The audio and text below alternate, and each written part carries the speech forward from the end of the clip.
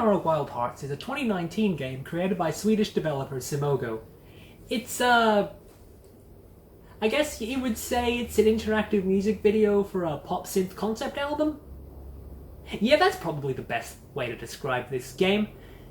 In it, you play as a girl whose heart has been so badly broken that she's turned into a goddamn tokusatsu hero, and now she's on a quest to save the three divine arcana who run the universe, who've been kidnapped by the devil arcana and her friends, the other evil arcana, and you need to restore balance and harmony to the universe. Look, the plot's very silly when I say it like that, but this is an interactive music video for a pop synth album.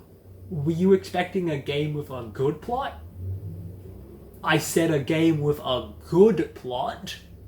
That's better. In each level, you race along on your cool bike, or your cool car, or sometimes your cool deer, avoiding obstacles and collecting points to rack up as high a score as you can by the end of the level.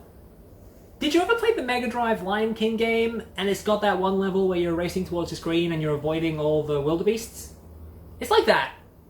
Or did you ever play that Mega Drive Mickey Mania game where you're racing towards the screen and you're avoiding all the mooses and collecting apples to get as high a score as you can? It's like that. Only you're going away from the screen, so it's actually a lot easier than that.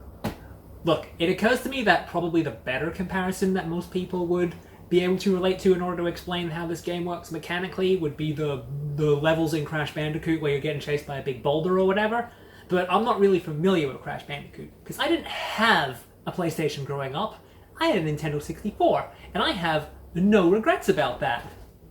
No regrets, baby!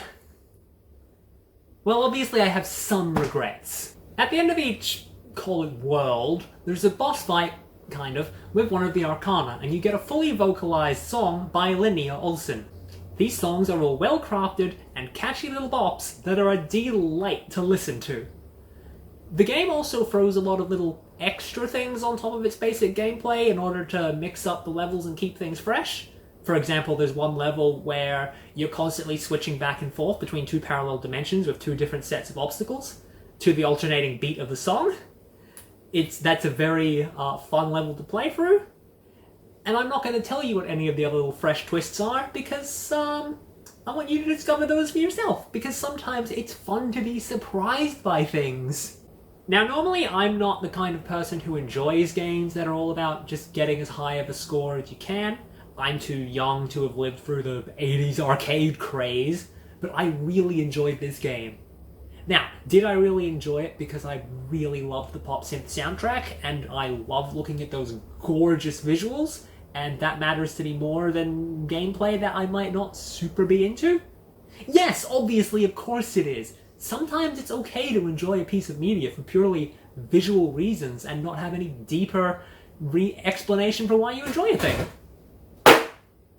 The whole game takes about 90 minutes to finish, which is perfectly acceptable for an interactive music video for a pop synth album, but maybe that's not acceptable for a $20 video game? Then again, there's heaps of music albums that are only 30 minutes long and they cost $20, so maybe it's fine. Maybe it's just that AAA game advertising has brainwashed us into thinking any game less than 40 hours is a rip-off that's wasting our money. And that's a terrible way to judge art. Then again, I'm poor, and maybe you're poor too, and maybe $20 is actually not an insignificant amount of money to drop on a piece of entertainment, and maybe you want that to last longer than 90 minutes. If you are worried about the runtime, you can spend a lot of time trying to chase those like gold rank high scores on each level. There's a whole swath of little built-in challenge achievements to try for. Or you can just play the game over and over and over, the same way you would play any album you like over and over and over. At the end of the day, it's an interactive album. Treat it the way you would treat an album. In conclusion, Sayonara Wild Hearts is a fun, poppy, upbeat little game that isn't quite like anything else on the market. Final judgment on the infallible GFN scale? Good. Additional fact, the narrator for this game is Queen Latifah. Queen Latifah is a very popular musician, and I have never heard a single one of her songs. I am only familiar with her from her roles in Chicago When you're good to mama, mama's good to you. and Hairspray. 'Cause I know where I've been. Queen Latifah does a very good job as the narrator of this game. Sayonara Wild Hearts.